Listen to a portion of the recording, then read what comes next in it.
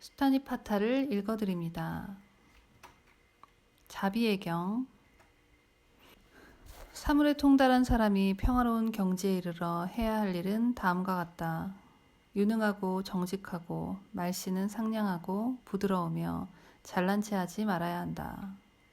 만족할 줄 알고 많은 것을 구하지 않고 잡일을 줄이고 생활을 간소하게 하며 모든 감각이 안정되고 지혜로워 마음이 흐트러지지 않으며 남의 집에 가서도 욕심을 내지 않는다.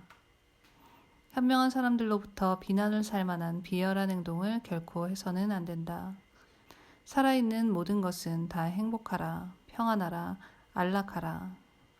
어떠한 생물일지라도 약하거나 강하거나 굳세거나 그리고 긴 것이건 짧은 것이건 중간치건 굵은 것이건 가는 것이건 또는 작은 것이건 큰 것이건 눈에 보이는 것이나 보이지 않는 것이나 멀리 살고 있는 것이나 가까이 살고 있는 것이나 이미 태어난 것이나 앞으로 태어날 것이나 살아있는 모든 것은 다 행복하라. 어느 누구도 남을 속여서는 안 된다. 또 어디서나 남을 경멸하여서도 안 된다. 남을 골려줄 생각으로 화를 내어 남에게 고통을 주어도 안 된다. 마치 어머니가 목숨을 걸고 외아들을 지키듯이 모든 살아있는 것에 대해서 한량없는 자비심을 바라라. 또한 온 세계에 대해서 무한한 자비를 행하라. 위로 아래로 옆으로 장애도 원한도 저기도 없는 자비를 행하라. 서 있을 때나 길을 갈 때나 앉아 있을 때나 누워서 잠들지 않는 한 이 자비심을 굳게 가지라. 이 세상에서는 이러한 상태를 신성한 경지라 부른다. 온갖 빗나간 생각에 흔들리지 말고 계율을 지키고 지혜를 갖추어 모든 욕망에 대한 집착을 버린 사람은 다시는 인간의 모태에 드는 일이 없을 것이다. 설산에 사는 자. 칠학야차가 말했다. 오늘은 보름, 포살날이다. 눈부신 밤이 가까워졌다. 자, 세상에서 가장 뛰어난 스승 고타마를 만나러 가자. 야차는 사람을 괴롭히거나 해친다는 사나운 귀신을 말하고 포살은 수행자들이 정해진 날 지은 허물을 참회하는 일을 말합니다. 설산야차가 말했다. 그의 마음은 모든 살아있는 것들에 대해서 편히 안정되어 있을까? 그리고 좋아하는 것이나 좋아하지 않는 것에 대해서도 그의 생각은 스스로를 자제할 수 있을까? 칠학야차는 대답했다. 그분의 마음은 모든 살아있는 것에 대해서 편히 안정되어 있다. 그리고 좋아하는 것이나 좋아하지 않는 것에 대해서도 그분의 생각을 스스로 잘 자제할 수 있다. 설산야차가 말했다. 그는 주지 않는 것은 가지려 하지 않을까? 그는 살아있는 것을 죽이려 하지 않을까? 그는 게으르지 않을까? 그리고 그는 명상을 멈추고 있지 않을까? 칠학야차는 대답했다. 그분은 주지 않는 것은 가지려 하지 않는다. 그분은 산 것은 죽이려 하지 않는다. 그분은 게으르지 않다. 눈을 뜬 사람은 명상을 멈추지 않는다. 설산야차가 말했다. 그는 거짓말을 하지 않을까? 거친 욕설을 하지 않을까? 이간질을 하지 않을까? 쓸데없는 말을 하지 않을까? 칠학야차는 대답했다. 그분은 거짓말을 하지 않는다. 그분은 거친 욕설을 하지 않는다. 그분은 이간질을 하지 않는다. 그분은 쓸데없는 말을 하지 않는다. 설산야차가 말했다. 그는 욕망의 쾌락에 빠지는 일은 없을까? 그의 마음은 혼탁하지 않을까? 마음의 방황에서 벗어났을까?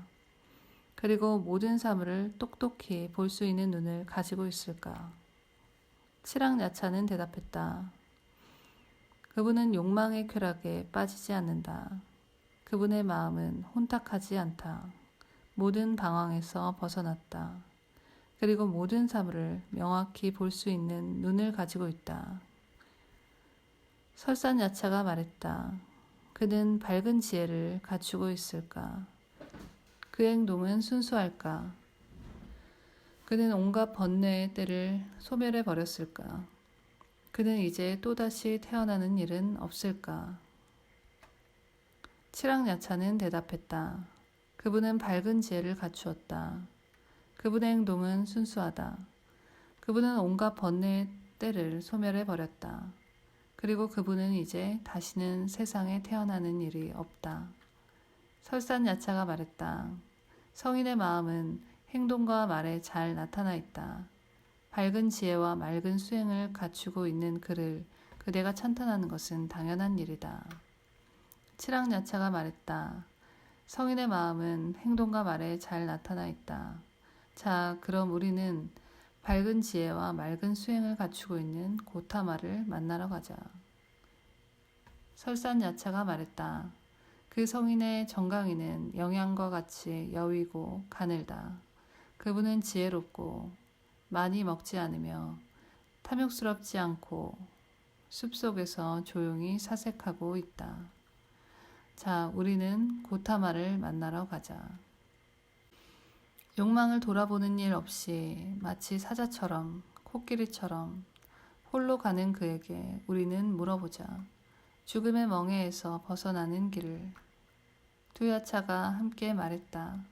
열어 보이는 분, 풀어서 밝히는 분, 모든 사물의 궁극에 이르고 원망과 두려움을 초월하여 눈을 뜬 고타마께 우리는 물어보자.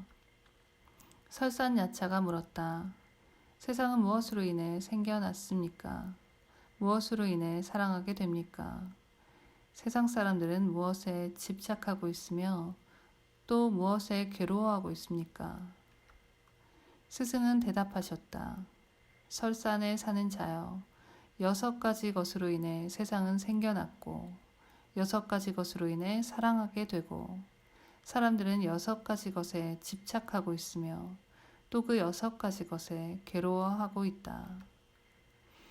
이 6가지는 눈, 귀, 코, 혀, 몸, 뜻을 말하고 이를 육근 또는 육입이라고 합니다. 세상 사람들이 괴로워한다는 그 집착이란 무엇입니까? 거기서 벗어나는 길을 말씀해 주십시오. 어떻게 하면 괴로움에서 벗어날 수 있습니까? 세상에는 5가지의 욕망의 대상이 있고 의지의 대상은 그 6번째이다. 그런 것에 대한 탐욕에서 벗어난다면 곧 괴로움에서 벗어나리라. 5가지 욕망의 대상은 형태, 소리, 향기, 맛, 감촉 등 5가지 감각기관의 대상을 말합니다. 이와 같이 세상에서 벗어나는 길을 그대들에게 사실대로 밝혔다. 이 일을 나는 그대들에게 말했다. 이렇게 하면 괴로움에서 벗어나게 된다고. 이 세상에서 어떤 사람이 거센 흐름을 건널 수 있겠습니까? 이 세상에서 어떤 사람이 큰 바다를 건널 수 있겠습니까? 의지할 것도 붙잡을 것도 없는 깊은 바다에 들어가면 어떤 사람이 가라앉지 않습니까? 항상 계율을 몸에 지니고 지혜가 있고 마음을 한 곳에 모아 안으로 살피고 염원이 있는 사람, 그런 사람만이 건너기 어려운 거센 흐름을 능히 건널 수 있다. 관능의 욕망에서 떠나 모든 속박에서 벗어나고 쾌락을 생각하지 않는 사람, 그런 사람만이 깊은 바다에 가라앉지 않을 수 있다. 설산야차가 자기 동료들에게 말했다. 지혜가 깊고 심오한 뜻을 깨닫고 아무것도 갖지 않고 육체의 욕망에 집착하지 않으며 모든 구속에서 벗어나 천상의 길을 가는 저 위대한 선인을 보라. 천상의 길은 진리의 길을 말합니다. 명성이 높고 심오한 뜻을 깨닫고 지혜를 가르쳐주고 욕망의 집착에서 벗어나 모든 것을 알고 거룩한 길을 가는 저 위대한 선인을 보라. 오늘 우리는 눈부신 태양을 보고 아름다운 새벽을 만나 상쾌한 기분으로 새날을 맞이했다. 거센 흐름을 건너 번뇌에 때가 묻지 않는 깨달은 사람을 만났기 때문이다. 여기 1천으로 되는 야차의 무리들은 초능력이 있고 명성도 가지고 있지만 우리들은 모두 당신께 귀의합니다. 당신은 우리들의 더없는 스승이기 때문입니다. 우리들은 마을에서 마을로 산에서 산으로 돌아다니겠습니다. 깨달은 분과 진리의 위대함에 예배드리면서